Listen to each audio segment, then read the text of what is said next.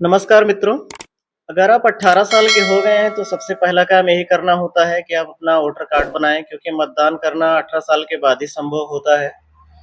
तो सभी स्टेट का लगभग सेम होता है। मैं आज बिहार के लिए बना रहा हूँ, बिहार के लिए थोड़ा अलग है। तो वीडियो को अंत तक देखिए और जानिए कैसा अलग है। तो यहाँ से हम सर्च करेंगे वोटर रजिस्ट्रेशन और यहाँ से ऊपर की वेबसाइट ओपन कर लेंगे। और पहली बार अगर आप आए हैं तो यहाँ पर लॉगिन और साइन अप का ऑप्शन दिखेगा। साइन अप आप कर लेंगे मोबाइल नंबर और नाम डाल के ओटीपी डाल के। मैं लॉगिन सीधे कर लिया हूँ क्योंकि मैं पहले रजिस्टर कर चुका था। तो यहाँ से ये पेज से तो आप बहुत सारा कुछ कर सकते हैं। बट मैं आज एक नया वोटर रजिस्टर करके बता रहा हूँ, वो भी बिहार का। इसमें थोड़ा अंतर है और क्या अंतर है वो आपको वीडियो के अंत में पता चलेगा, तो वीडियो को पूरा देखें। तो यहाँ हम फॉर्म 6 पर क्लिक करेंगे और यहाँ से एक नया फॉर्म खुल करके आ जाएगा और यहाँ से सबसे पहले हम स्टेट सेलेक्ट करेंगे, इसके बाद डिस्ट्रिक्ट सेलेक्ट करेंगे और यहाँ से जो विधानसभा क्षेत्र होता है वो हम सेलेक्ट करेंगे और नेक्स्ट पर क्लिक कर देंगे।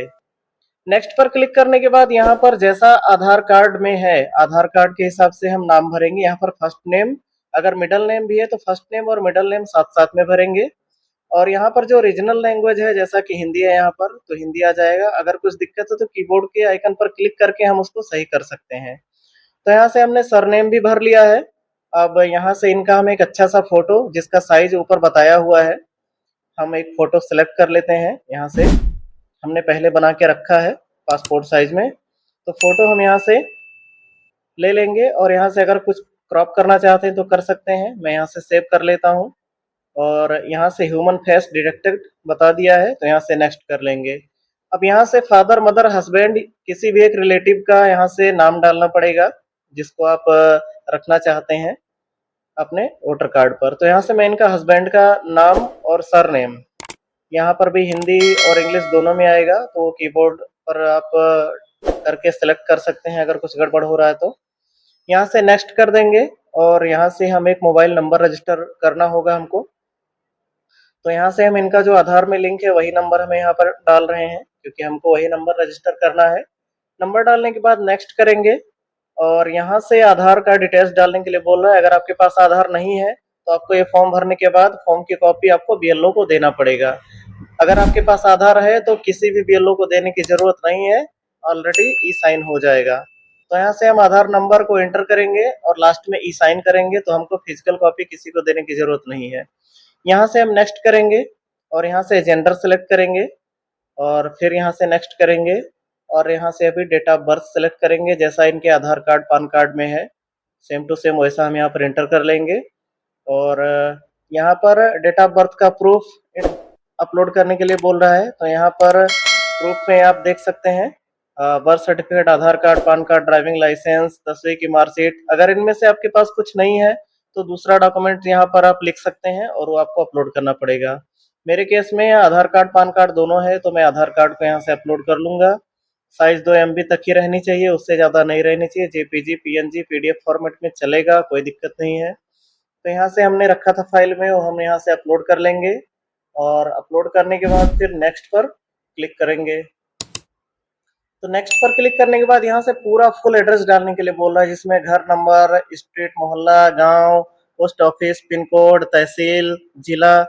तो पूरा मैं एक बार यहाँ पर इनका एंटर कर लेता हूँ। हिंदी और इंग्लिश दोनों आएगा, तो आपको ध्यान देना है, इंग्लिश में भी सही स्पेलिंग होनी चाहिए और हिंदी वाला भी आपको साथ साथ में देख लेना है।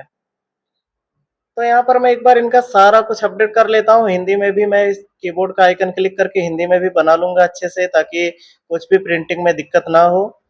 तो यहाँ से मैं इनका सारा कुछ एकदम अच्छे से भर लूंगा क्योंकि आगे चल के प्रिंटिंग में कुछ भी दिक्कत ना हो, जो हमारा वोटर कार्ड पे प्रिंट रहे। तो यहाँ से हमने इनका सब कुछ सिलेक्ट कर लिया है। अब यहाँ से एड्रेस का प्रूफ अपलोड करने के लिए बोल रहा है, यहाँ पर आप पढ़ सकते हैं।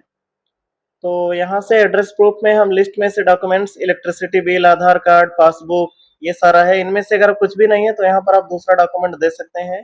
मेरे केस में आधार कार्ड है, तो यहाँ से हम आधार कार्ड को अपलोड कर लेंगे। यहाँ से नेक्स्ट करेंगे, तो यहाँ से अगर आप विकलांग हैं, डिसेबिलिटी है, तो आप भर लेंगे। मेरे केस में नहीं है तो मैं नेक्स्ट कर दूंगा।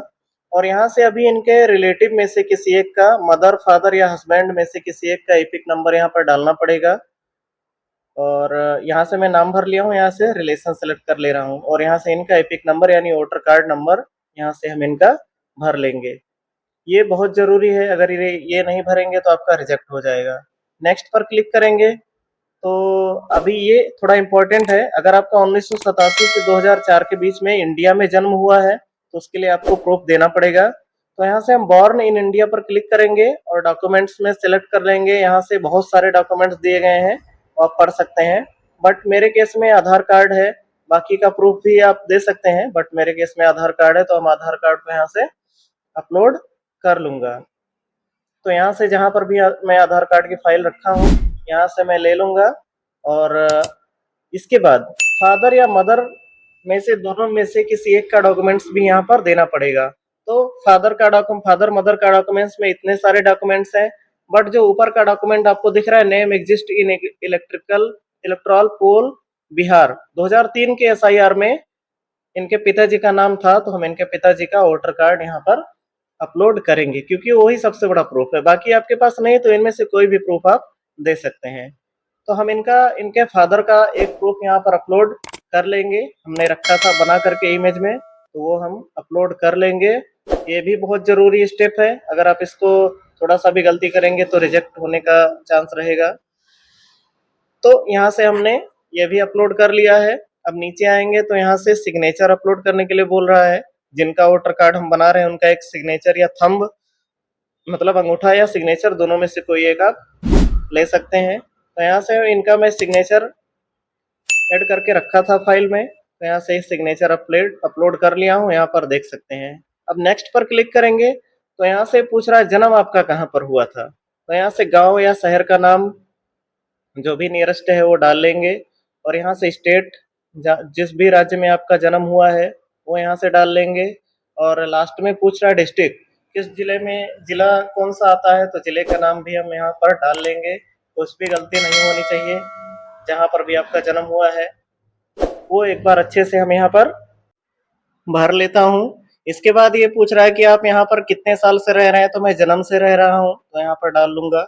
इसके बाद हम जहाँ से अप्लाई कर रहे हैं फॉर्म को, उस गांव का नाम, शहर का नाम यहाँ पर डाल लूंगा और डालने के बाद फिर नेक्स्ट पर क्लिक कर लूंगा। तो यहाँ पर कैप्चा डालने के लिए ऑप्शन आएगा, कैप्चा डालेंगे, सेंड ओटीपी पर क्लिक करेंगे तो जो भी नंबर दिए हैं उस पर ओटीपी आएगा, ओटीपी को यहाँ एंटर करेंगे और प्रीव्यू एंड सबमिट पर क्लिक करेंगे।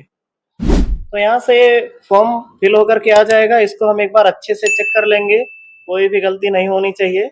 और अगर कुछ एडिटिंग करने लायक है तो कीप एडिटिंग पर करेंगे, नहीं तो अगर सब कुछ सही है तो हम ई साइन एंड सबमिट पर क्लिक करेंगे।